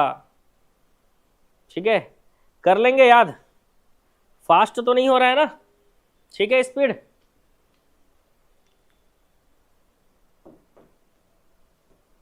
इनमें से कौन सा खरीफ फसल नहीं है? कपास है, मूंगफली है, मक्का है।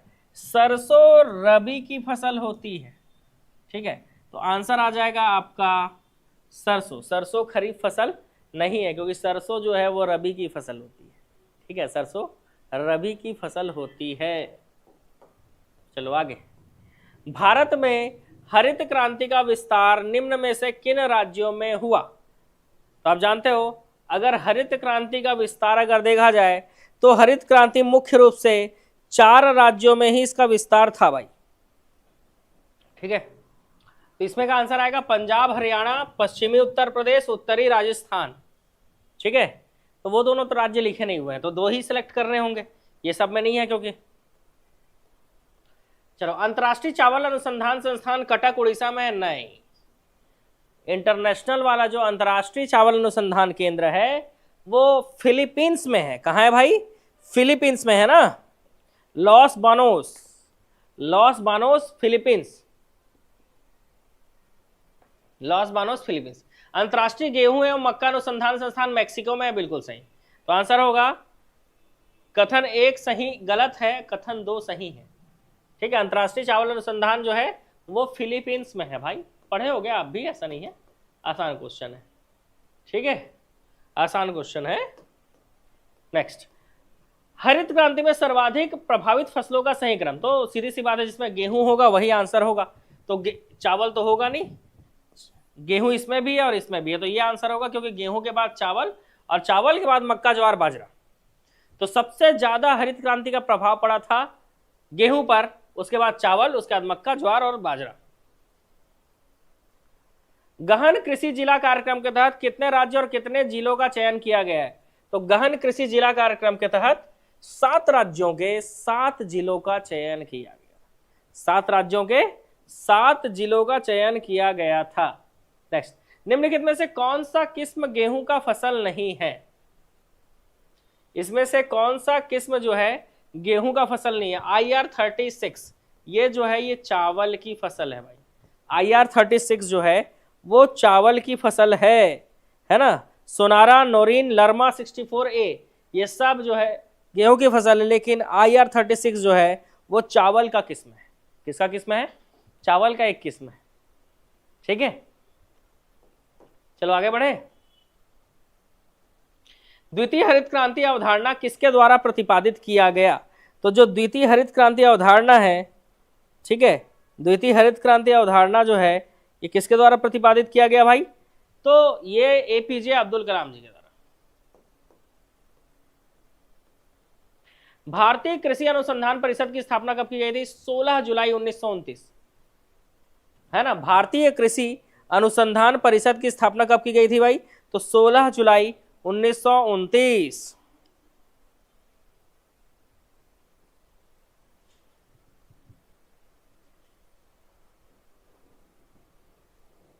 ठीक है, APJ अब्दुल कलाम। कृषि एवं लागत मूल्य आयोग किस प्रकार की संस्था है? तो जो कृषि एवं लागत मूल्य आयोग है CACP, ये एक स्वायत्त शासी संस्था है। किस तरह की संस्था है भाई? एक स्वायत्त शासी संस्था है भाई। हरित क्रांति का शब्द का प्रतिपादन किस वर्ष किया गया था? अब ये भी एग्जाम में आएगा कि इस शब्द को किस वर्ष इसको प्रतिपादित किया गया था। 1968 याद रखना। ठीक है, और शब्द को किसने दिया था? कमेंट करके बताओ। इंपीरियल कॉलेज ऑफ एग्रीकल्चर किस संस्था का पूर्व नाम है? तो आज पहले इंपीरियल कॉलेज ऑफ एग्रीकल्चर के नाम से जाना जाता था, आज उसे भारतीय कृषि अनुसंधान परिषद के नाम से जाना जाता है। आंसर क्या होगा? आज उसे भारतीय कृषि अनुसंधान परिषद के नाम से जाना जाता है। नेक्स्ट, विश्व में हरित क्रांति के जनक मानने वाले नॉर्मन बोरलॉग को किस क्षेत्र में पुरस्कार दिया गया? तो इनको खेल के क्षेत्र में पुरस्कार नहीं, साहित्य के क्षेत्र में पुरस्कार नहीं, समाज के क्षेत्र में नहीं, तो किस क्षेत्र में दिया गया था? इनमें से कोई नहीं, लेकिन दिया तो गया था। तो याद रखना, नॉर्मन बोरलॉग को शांति का नोबेल पुरस्कार दिया गया था। ठीक है, याद रखेंगे, नॉर्मन बोरलॉग को शांति का नोबेल पुरस्कार दिया गया। ठीक है, शांति का नोबेल पुरस्कार। और MS स्वामीनाथन को जान रहे हो, अभी 2024 में ही भारत रत्न मिला है भाई। तो भारत रत्न तक मिल गया, पद्मश्री, पद्म विभूषण, पद्म विभूषण और भारत रत्न। मिश्रित कृषि में क्या सम्मिलित होता है? 4 ऑप्शन है आपके पास। विभिन्न फसलों को योजनाबद्ध तरीके से उगाना, रबी एवं खरीफ फसलों को उगाना, कई तरह की फसलें उगाना तथा पशुपालन भी करना, या फलों तथा सब्जियों को उगाना। तो आप जानते हो मिश्रित कृषि का मतलब यह होता है कि कई तरह के फसलों के साथ साथ उगाने के साथ साथ पशुपालन भी करना, कई तरह के फसल उगाने के साथ साथ पशुपालन भी करना, ठीक है, ये मिश्रित कृषि में शामिल होता है। नेक्स्ट, भारतीय कृषि के संदर्भ में कौन सा कथन गलत है? यह जीविकोपार्जन का साधन है। भारत में 3 प्रकार के फसलें बोई जाती हैं। भारतीय कृषि व्यावसायिक कृषि नहीं है। भारत में कृषि उत्पादन में समानता है। ठीक है, तो अगर भारतीय कृषि जीविकोपार्जन के लिए की जाती है तो व्यावसायिक कृषि कैसे हो सकती है, ये क्वेश्चन है एक मन में। इसके अलावा ये वाला पॉइंट गलत क्यों है? क्योंकि हर जगह कृषि का उत्पादन समान नहीं है, है ना। अगर गेहूं उत्पादन में उत्तर प्रदेश सबसे ज्यादा नंबर पे है तो किसी राज्य में गेहूं होता भी नहीं है, किसी राज्य में बहुत ज्यादा होता है, उत्तर प्रदेश में सबसे ज्यादा होता है, तो कोई राज्य ऐसा है जहां गेहूं का उत्पादन ही नहीं होता है। तो कृषि उत्पादन में समानता नहीं है भारत में। चलो, भारत में हरित क्रांति के सफलता के प्रमुख कारक कौन से थे, बताइए, इसमें से क्या आंसर लोगे?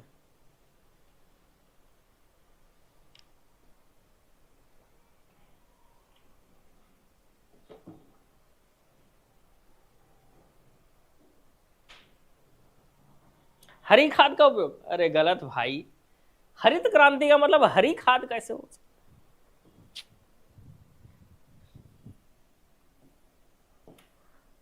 हाई यील्ड बीजों का प्रयोग, उन्नतशील बीजों के द्वारा जो है हरित क्रांति सफल हो पाया था। दक्षिण पश्चिम मानसून से किस फसल में सर्वाधिक प्रभाव पड़ता है? तो आप जानते हो, अगर दक्षिण पश्चिम मानसून ना हो तो हमारे यहाँ खरीफ फसल में बहुत ही दिक्कत आ जाएगा भाई। कौन से फसल में दिक्कत आ जाएगा? हमारे यहाँ खरीफ फसल में दिक्कत आ जाएगा। ठीक है, सूखा पड़ जाएगा, समझ लो। क्या पड़ जाएगा भाई? सूखा पड़ जाएगा। ठीक है,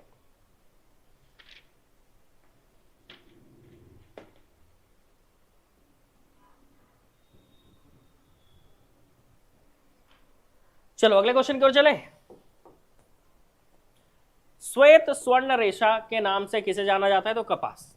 ठीक है, इसका पीडीएफ मैं अभी अपलोड कर दूंगा तुरंत। किसमें? हमारे एडीओ का जो 20,000 ऑब्जेक्टिव वाला कोर्स है ना, उसमें कर दूंगा, वहां से ले लेना भाई। हरित क्रांति को सफल बनाने में कौन सा कारक सर्वाधिक महत्वपूर्ण था? तो कौन सा कारक? उच्च उत्पाद वैरायटी प्रोग्राम, यही कारक जो है सबसे महत्वपूर्ण था, high yield variety programme. Bharat का पहला कृषि विश्वविद्यालय जो कि 1960 में स्थापित किया गया था उत्तराखंड में, है ना। उत्तराखंड में कहां पर? तो पंतनगर में। और इस कॉलेज का नाम है, इस कॉलेज का क्या नाम है भाई?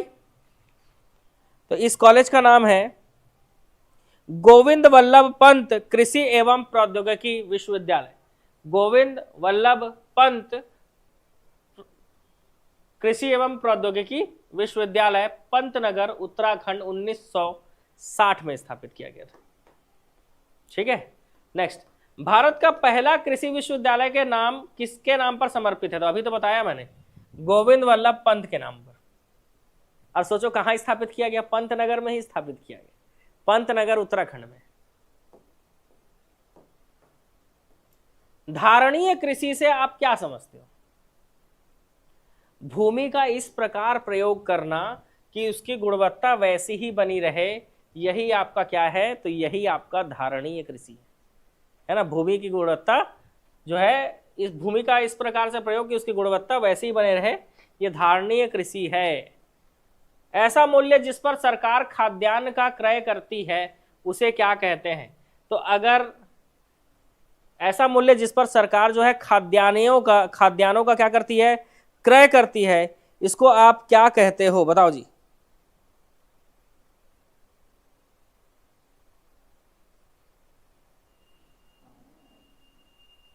परिसीमन मूल्य, बाजार मूल्य, न्यूनतम समर्थन मूल्य या उपार्जन मूल्य?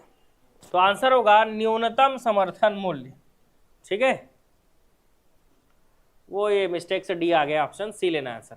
काली क्रांति का संबंध किस क्षेत्र से है? बताइए, काली क्रांति का संबंध जो है वो किस क्षेत्र से है? उर्वरक, मसाला, पेट्रोलियम या केसर? तो काली क्रांति का जो संबंध है वो किससे है भाई? पेट्रोलियम से है। किससे है? पेट्रोलियम से। इंद्रधनुषी क्रांति के संबंध में कौन से कथन असत्य हैं? इसकी शुरुआत 19वीं शताब्दी में की गई, इसकी शुरुआत 21वीं शताब्दी में की गई, इसके अंतर्गत समग्र क्रांति को एक साथ शामिल किया गया, ये तो सही है।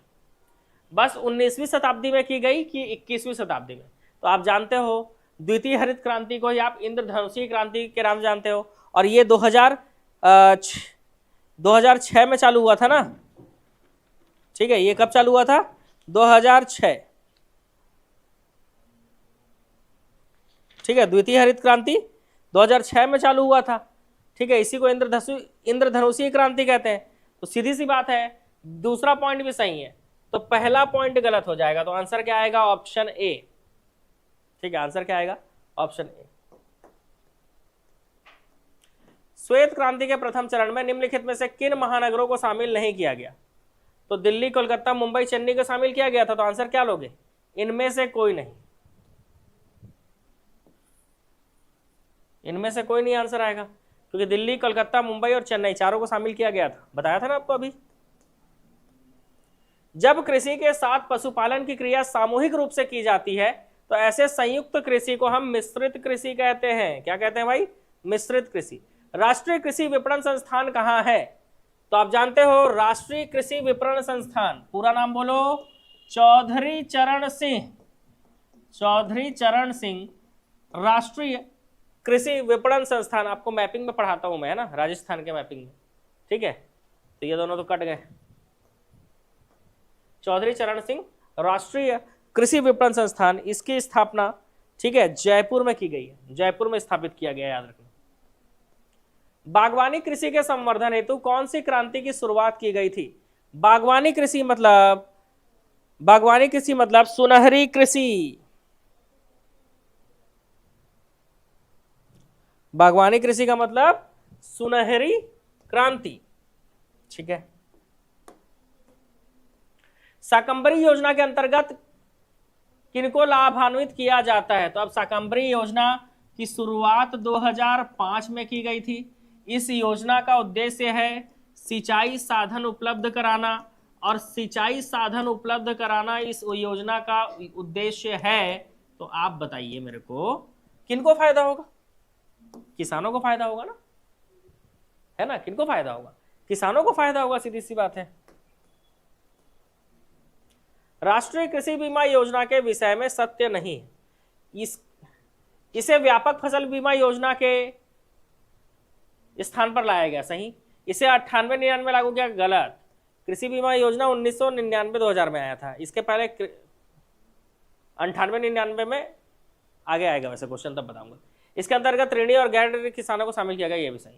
तो केवल 2 गलत है भाई, क्योंकि 98-99 के जगह पर सन 1999-2000 में इसकी शुरुआत हुई थी राष्ट्रीय कृषि बीमा योजना की, ठीक है। तो दूसरा पॉइंट गलत हो जाएगा, ठीक। राष्ट्रीय डेयरी अनुसंधान केंद्र, नेशनल डेयरी अनुसंधान केंद्र जो है वो है करनाल, हरियाणा में।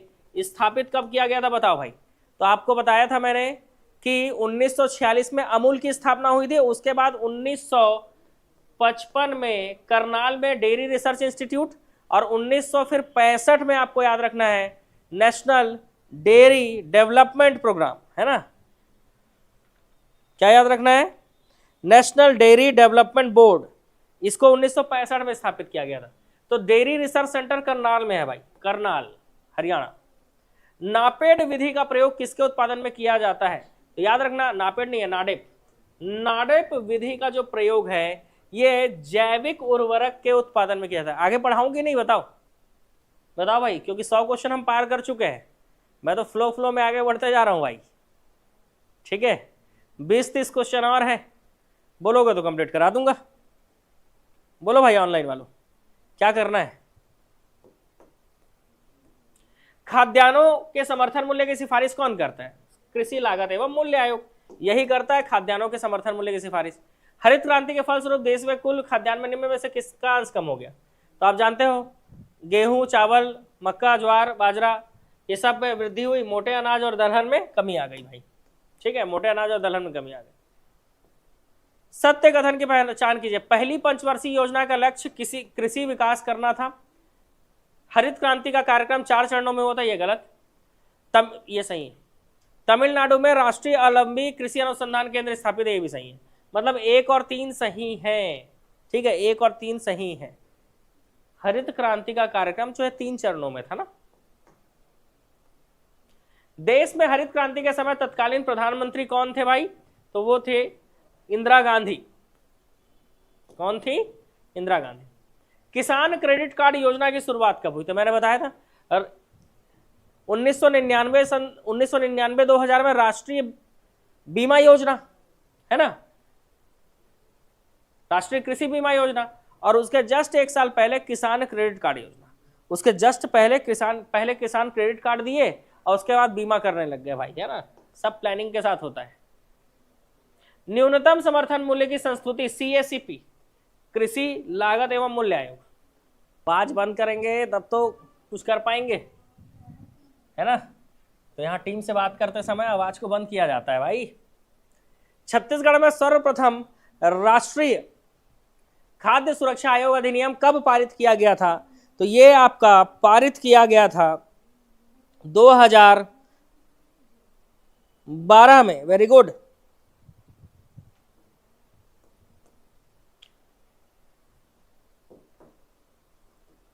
हरित क्रांति के दौरान किस फसल का विकास किया गया? तो आप जानते हो हरित क्रांति के दौरान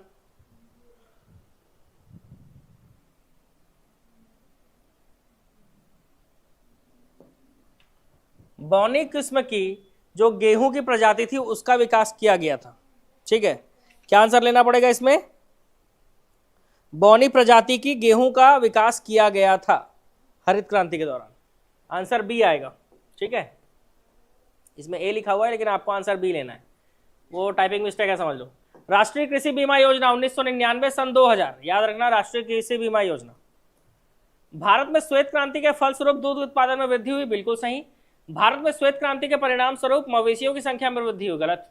श्वेत क्रांति का मतलब दुग्ध उत्पादन में वृद्धि करना था, तो ए सही है किंतु आर गलत है। ऑप्शन सी आएगा, ए सही किंतु आर गलत। कौन से पंचवर्षीय योजना के पश्चात हरित क्रांति प्रारंभ हुआ था? मैंने बताया था आपको, तीसरी पंचवर्षीय योजना के पश्चात जो है, जो योजना अवकाश लगा था उसमें हरित क्रांति शुरू हुआ था। हरित क्रांति के दौरान भारत में गेहूं के लिए किन किस्मों का प्रयोग किया गया? तो हरित क्रांति के दौरान भारत में रोजो, लरेमा, सोनारा, ये सब का प्रयोग किया गया था, याद रखेंगे, इन सब का प्रयोग किया गया था, सब। चलो अगले क्वेश्चन। हरित क्रांति के दौरान भारत में किन फसलों का उपयोग नहीं किया गया? तो धान, गेहूं, धान, बाजरा सबका प्रयोग किया गया, केवल 4 मतलब दलहन का प्रयोग नहीं किया गया था भाई। भारत में हरित क्रांति का प्रथम चरण 1967 से 80 तक चला था भाई। ये तो दूसरा चरण था और ये तीसरा चरण। पहला चरण चला, पूछा तो पहला आंसर ले लिया। ये दूसरा चरण था 81 से 95, और 95 से अब तक ये तीसरा चरण है। हरित क्रांति के घटक में शामिल नहीं था, ठीक है। उन्नत किस्म के बीज शामिल थी, सिंचाई शामिल था, उर्वरक शामिल था। ये ड्रोन पद्धति नहीं था भाई शामिल, है ना, ये ड्रोन पद्धति शामिल नहीं था, ठीक है। हाँ चलो आगे बढ़े। बस कुछ ही क्वेश्चन और रह गए हैं, 10-12 बस। आज अगर उसमें उर्वरक ना डालो तो कोई उत्पादन ही नहीं होगा, ये कथन किसका है? तो SL जॉल का है ये कथन, ठीक है। भारत में हरित क्रांति की सकारात्मक प्रभाव किसमें रही? तो हरित क्रांति के कारण उत्पादन में एकदम रिकॉर्ड तोड़ उत्पादन होने लगा भाई, बताए। हरित क्रांति के कारण गेहूं में रिकॉर्ड तोड़ उत्पादन है ना, गेहूं ही गेहूं, चावल ही चावल। हरित क्रांति के परिणाम स्वरूप सबसे ज्यादा उत्पादन किसका हुआ? तो सबसे ज्यादा गेहूं का हुआ और उसके बाद चावल का हुआ है, ठीक है। सबसे ज्यादा गेहूं का हुआ है, उसके बाद चावल का हुआ। हरित क्रांति के संबंध में कौन सा कथन सही है? हरित क्रांति शब्द सर विलियम गॉड के द्वारा गढ़ा गया था, ये सही है। नॉर्मन बोरलॉग को हरित क्रांति का जनक माना जाता है, गलत। MS रंधावा को भारत में हरित क्रांति का जनक कहा जाता है, गलत। अरे सॉरी, ये सही है। नॉर्मन बोरलॉग को हरित क्रांति का जनक बोलते हैं ना भाई विश्व में। तो 1 और 2 सही है, सही कथन पूछा है, आंसर लेंगे हम 1 और 2। तो आंसर आएगा केवल 1 और 2 सही है। Next question. निम्नलिखित में से कौन सा भारत में हरित क्रांति का नकारात्मक प्रभाव रहा? तो भूजल स्तर का ह्रास हुआ, मिट्टी के गुणवत्ता में गिरावट आई, ठीक है। इसके अलावा बढ़ी हुई इनपुट लागत, ठीक है, बढ़ी हुई इनपुट लागत, ये भी नकारात्मक प्रभाव रहा, इनपुट लागत भी बढ़ा। तो आंसर आएगा ऑप्शन सी 1, 2 और 3 तीनों, ठीक है। आंसर सी 1, 2 और 3 तीनों ही नकारात्मक प्रभाव दिखा रहे हैं। भारत में हरित क्रांति के द्वारा किस तरह के बीज लिए गए? तो HYV हाई यील्ड वैरायटी बीज लिए गए थे। निम्नलिखित में से हरित क्रांति के लाभ क्या हैं? भारत को खाद्यान्न में क्या मिल गया भाई? आत्मनिर्भरता मिल गया, है ना, ताकि हम कोई भूख से ना मरे, बताए, है ना, कोई भूख से ना मरे। तो ये हरित क्रांति का मेन लाभ ये है कि भारत को खाद्यान्न में आत्मनिर्भरता मिल गया। खाने के लिए हमको बाहर से इंपोर्ट करने की जरूरत नहीं, बल्कि हम और एक्सपोर्ट करते हैं हरित क्रांति के बाद। हरित क्रांति का उद्देश्य क्या था? तो हरित क्रांति का उद्देश्य था राष्ट्रीय खाद्य सुरक्षा, दूसरे देशों पर निर्भर ना रहना पड़े, तभी तो हरित क्रांति लाया गया था, है ना। विलियम गेट किस संस्था के निर्देशक थे? तो वो निर्देशक थे United state agency for international development. इस ऑप्शन बी जो दिख रहा है, ठीक है, United state agency for international development के निर्देशक थे, इन्होंने ही हरित क्रांति शब्द दिया था। संयुक्त राष्ट्र पर्यावरण कार्यक्रम द्वारा किन्हें आर्थिक पारिस्थिति का जनक कहा गया? तो आर्थिक पारिस्थिति का जनक नॉर्मन बोरलॉग या MS स्वामीनाथन, क्या लोगे भाई? आंसर बताओ, यहां पे सोच समझ के बताना। आर्थिक पारिस्थिति का जनक MS स्वामीनाथन को कहा गया। इसके अलावा सदाबहार क्रांति का विचार किसने दिया? तो ये भी दिया था MS स्वामीनाथन ने, ठीक है। नेक्स्ट, निम्न में से सत्य कथन। MS स्वामीनाथन भारत रत्न प्राप्त करता है, नॉर्मन बोरलॉग नोबेल पुरस्कार प्राप्त करता है, नॉर्मन बोरलॉग मानवतावादी थे। तो आंसर आएगा आपका उपर्युक्त सभी। आंसर क्या हो जाएगा भाई आपका? उपर्युक्त सभी हो जाएगा, ठीक है। चलो आगे बढ़े। भारत में हरित क्रांति की सफलता के प्रमुख कारक जो थे वो उन्नतशील बीजों का प्रयोग था। मूल्य जिस पर सरकार खाद्यान्न को क्रय करती है वो है न्यूनतम समर्थन मूल्य। कौन सा मूल्य? न्यूनतम समर्थन मूल्य पे सरकार जो है खाद्यान्नों को क्रय करती है। कृषि मशीनीकरण के हानियां, कौन सी हानि? बेरोजगारी का भय, हाँ, कृषि मशीनीकरण होगा तो बेरोजगारी होगी। पूंजी का अभाव, छोटे एवं बिखरे खेत, ये सब है, ये सब इसके हानि है। निम्नलिखित में से हरित क्रांति के संबंध में कौन सा कथन सही है? ICAR की स्थापना 16 जुलाई 1929 को हुई थी, सही। इसकी अनुशंसा रॉयल कमीशन के द्वारा की गई थी। इसका मुख्यालय हैदराबाद में नहीं है, इसका मुख्यालय जो है, सिर्फ पहला दूसरा पॉइंट सही हुआ, इसका मुख्यालय नई दिल्ली में है, ठीक है, याद रखेंगे। इसका मुख्यालय कहाँ है भाई? तो इसका मुख्यालय जो है वो नई दिल्ली में है। क्या बोल रहे हो? रहने दीजिए सर, आज ज़्यादा हो गया। अब मैं सही बताऊँ ना, तो बहुत ज़्यादा क्वेश्चन नहीं बचा है। ज़्यादा से ज़्यादा आप बोल सकते हो कि 3 क्वेश्चन बचा है भाई, कर ही लो। राष्ट्रीय खाद्य सुरक्षा मिशन कौन सा अंग शामिल नहीं है? चावल, दाल और गेहूं शामिल है, चना शामिल नहीं है, तो केवल 4 ये शामिल नहीं, ठीक है, याद रखना। निम्न में से कौन सा क्षेत्र भूरी क्रांति से संबंधित है? भूरी क्रांति मतलब? तो भूरी क्रांति का मतलब होता है आपका कृषि उर्वरक एवं रसायन उत्पादन, है ना, कृषि उर्वरक एवं रसायन उत्पादन। लास्ट क्वेश्चन कर लो। नीली क्रांति के जनक कौन? तो नीली क्रांति के जनक है अरुण कृष्णन। नीली क्रांति के जनक कौन भाई? अरुण कृष्णन,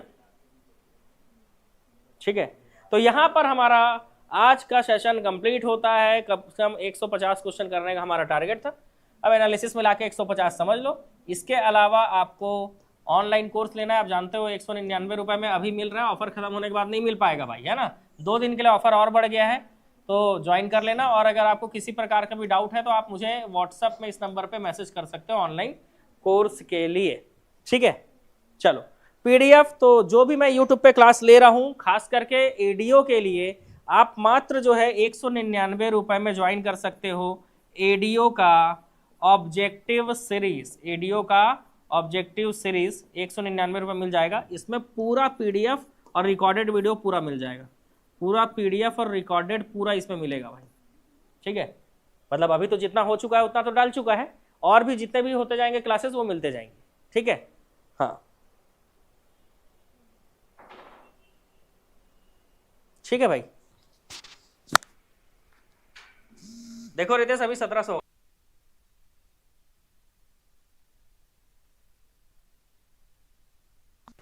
तो आज का क्लास कैसा रहा वो जरूर बताइएगा कमेंट बॉक्स में। इसके अलावा अपने मित्रों के साथ जरूर शेयर कीजिएगा, ठीक है। कल मैं आपको इंडियन जियोग्राफी का ऑब्जेक्टिव कराऊंगा, ठीक है, एनालिसिस के साथ कराऊंगा। शानदार क्लास रहने वाली है, सब जुड़ जाइएगा। दोपहर 1 बजे इंडियन जियोग्राफी की क्लास रहेगी। 100 क्वेश्चन कल कराने वाला हूँ, ठीक है भाई। ठीक है, प्रयोगशाला परिचारक का बैच जो है वो 15 अप्रैल से फिजिक्स केमिस्ट्री बायो तीनों स्टार्ट करने का प्लानिंग हो चुका है ना। तो फाइनल होते ही, है ना, शेड्यूल फाइनल होते ही आपको बता देंगे कि किस समय फिजिक्स केमिस्ट्री बायो और इंडिया जीके में भूगोल और छत्तीसगढ़ का जीके स्टार्ट कर रहे हैं हम, है ना। बस टाइम फाइनल होना बाकी है। फिर परिचारक का ऑफलाइन भी आपको बिलासपुर में ऑफलाइन भी और ऑनलाइन भी अवेलेबल रहेगा भाई। ऑनलाइन तो रहेगा ही, ऑफलाइन के लिए ही हम मेहनत कर रहे हैं, टाइम शेड्यूल टाइम स्लॉट बना रहे हैं, ठीक है।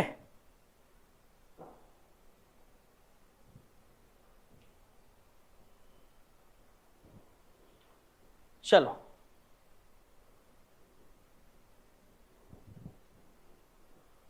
टेस्ट सीरीज ज्वाइन करना है, आप इस नंबर पे संपर्क कर सकते हो। आप व्हाट्सएप में मैसेज कर दीजिए, आप टेस्ट सीरीज का जो है लिंक मैं आपको भेज दूंगा, वहां से आप टेस्ट सीरीज ज्वाइन कर लीजिएगा, ठीक है। टीचर भर्ती का फीस जो है वो 199 रुपये है अभी ऑनलाइन में, ठीक है। ऑनलाइन में 199 रुपये है, ऑफलाइन में हो 7,000 है शायद।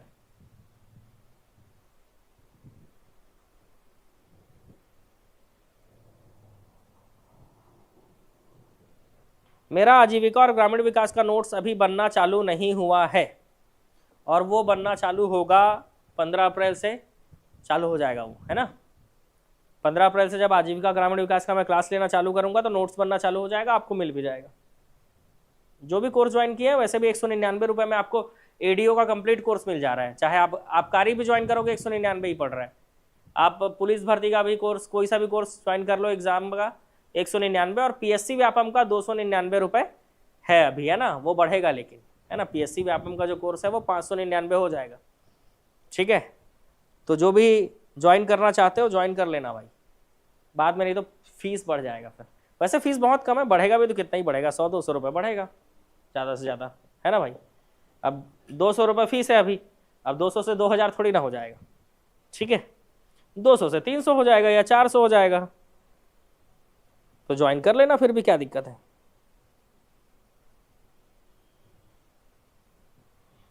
कितने बार बताया अभी कि ये जो क्लास ले रहा हूं मैं, ये सारी जो है एडीओ ऑब्जेक्टिव सीरीज की ही क्लासेस है, और इसका प्रॉपर पूरा पीडीएफ और क्लास दोनों आपको एप्लीकेशन वालों को मिलेगा, ठीक है। उसके लिए टेंशन लेने की जरूरत नहीं है। 20,000 ऑब्जेक्टिव सीरीज वाला क्वेश्चन कोर्स ज्वाइन किए हो आप, है ना, तो आपको ये पीडीएफ मिलेगा ही।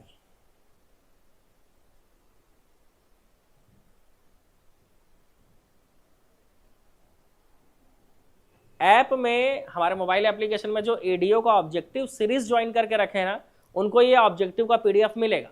और जो कंप्लीट कोर्स ज्वाइन करके रखे हैं एडीओ का कंप्लीट कोर्स, वो थ्योरी क्लास है, तो थ्योरी जब मैं पढ़ाऊंगा तो थ्योरी का पूरा पीडीएफ उनको मिलेगा।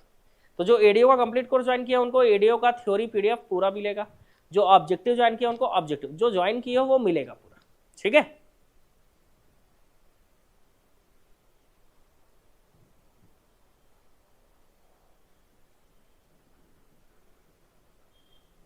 चलो तो अब मिलते हैं हम लोग कब, कल के क्लास में। कल 100 ऑब्जेक्टिव रहेंगे, 100 ऑब्जेक्टिव रहेंगे ज्योग्राफी के, ठीक है। चलो तब तक के लिए टाटा भाई।